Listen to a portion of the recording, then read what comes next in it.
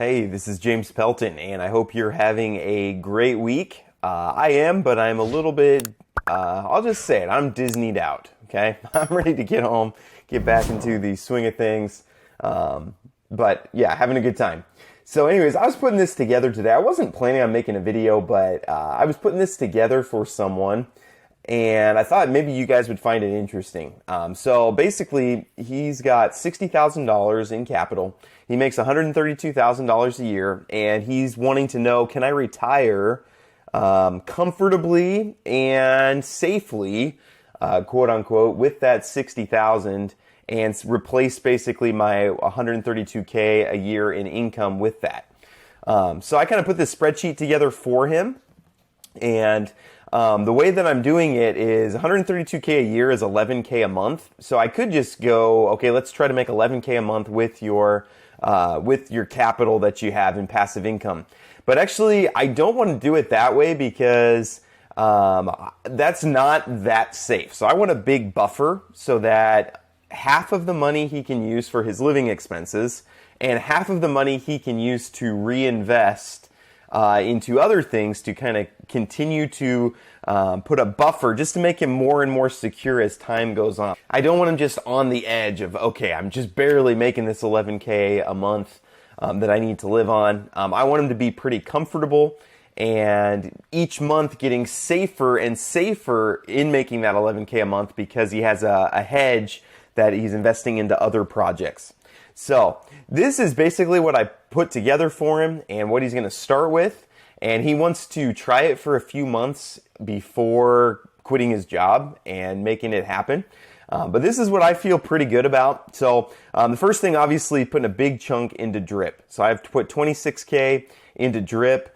That make you about 30%. And again, these numbers aren't exact because I don't figure in the taxes here, but this is roughly, if he needs a little bit more, I can take a little bit out of this reinvest and put it into pocket. Like if he's needing, exactly 11K to live on, these are kind of just rough estimates. But putting a big chunk into drip, buying 4 strong nodes right off the bat is kind of what I'm recommending for him. And so that will bring in about 5K a month from that. So you make about 7K a month from the drip, make about 5K a month from strong. And again, you could just put all of this into drip or something like that, but I like to diversify a little bit because as you find, like the price of THOR is way down right now, right? So if you were relying 100% on THOR, and you did a plan like this, you might be in trouble.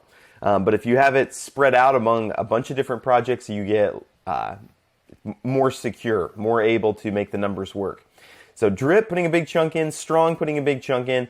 I am having him buy just one ODIN node, okay? And the reason is, I love THOR, and some people, the price is way down on THOR these last few days, and you might say, oh, don't get into THOR, the price is down. But I recommended this to him when an ODIN node costs like $14,000. So I think an ODIN node at like 7,800 is kind of a no-brainer. So I'm going to keep that in there and then maybe get an ODIN node, and then you can use the rewards from the ODIN node to, again, you can split half of it into living. You can split half of it into, okay, now I'm going to get a THOR node, now I'm going to Freya node, now I'm going to Heimdall node, and kind of compound that way. I am going to have him put, so this I would consider a little bit more speculative, but the drip garden has been just absolutely bonkers for me. It says it's going to make 3% a day, and I thought, oh, that's not super sustainable, but it's been doing it now for like 3 months, and it's hard for me to not recommend people get into the drip garden, or into the animal farm in general. The animal farm, we don't, the dust is still settling on some of that. I have an AMA coming up with Forex Shark sometime soon, so that'll be pretty exciting.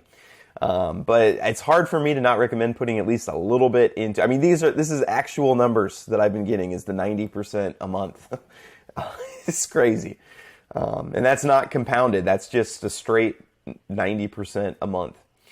And then the last is getting a couple crabs. So I'm going to have him get a couple crabs, just put them in the tavern so you don't have to actually do anything. You make a little bit less money, but the price of Tusk's Treasure Under the Sea has been holding up really well.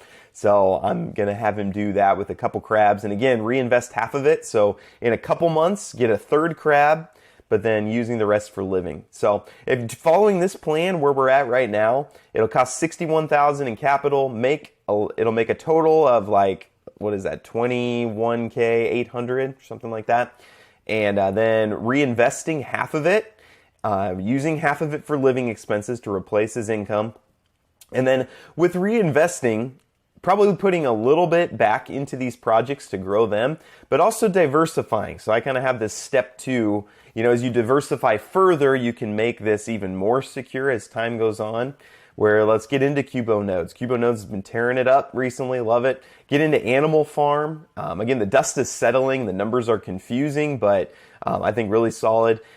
Cadina's back on the rise, so some of these miners, for him, I'm offering like partial ownership in a KD5 miner. I'm working on an NFT project to allow everyone to have partial ownership of these expensive miners and partial ownership of some of these crabs.